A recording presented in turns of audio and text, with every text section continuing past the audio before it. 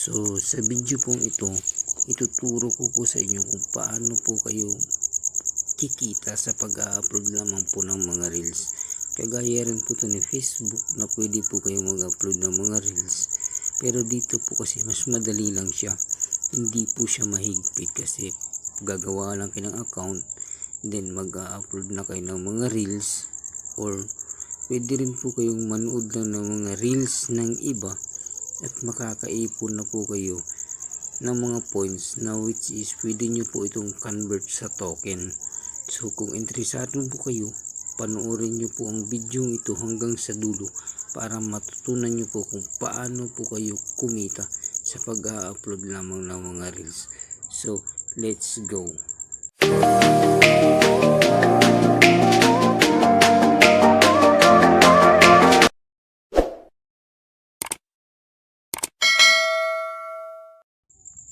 So dito po, punta muna tayo sa Google Play Store.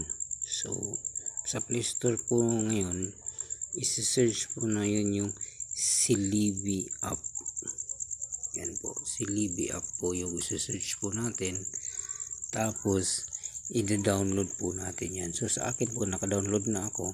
So i-open na lang po natin yan. So pag naka-download na po kayo yan, mag-create lang po kayo ng account, sign in lang po kayo ng Google account ninyo, then yun nga, papasok na kayo, mayroon na kayo yung account. So ang gagawin nyo na lang po dito is manunood po kayo ng mga videos. Ganyan po, manunood po kayo ng mga videos. So habang nanonood po kayo ng mga videos, mas maganda po tapusin nyo po yung bawat video kasi mas malaki po yung points na makakuha ninyo. Or pwede rin po kayong mag-upload ng mga reels ninyo dyan. So pag nag-upload po kayo ng mga reels ninyo at may nanood po ng mga reels ninyo, magkakaroon po din po kayo ng makukuha mga points. So ganun lang po kasimple dito.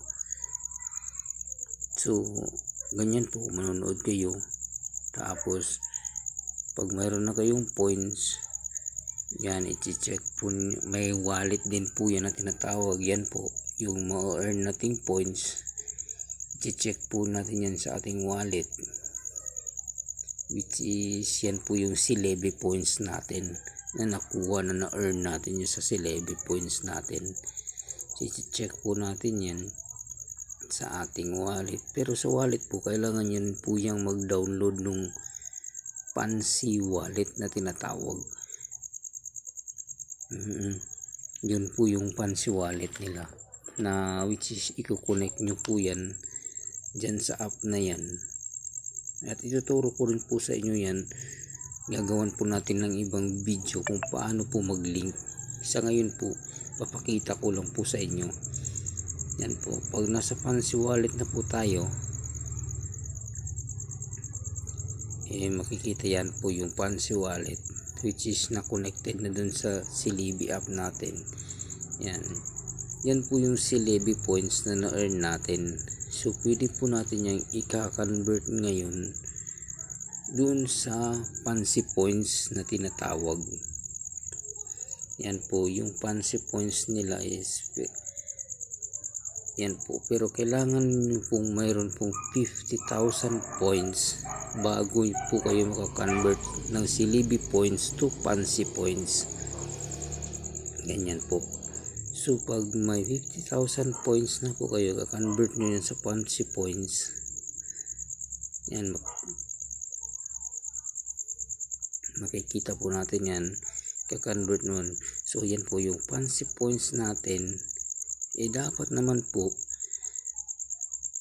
may minimum din po kayo na 5,913 as of now na Fancy points para makakonvert po kayo sa Fancy token.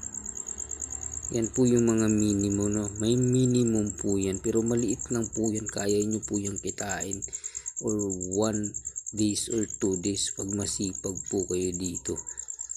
So ganun lang po kadali ito po kasi yung Fancy token is ito po yung tinatawag nilang crypto po ko yung withdrawal dito yung tinatawag nating cryptocurrency. So pwede dito po sa Pilipinas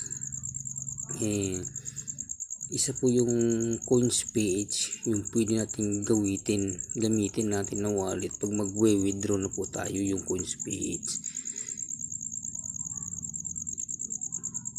So ganun lang po kadali.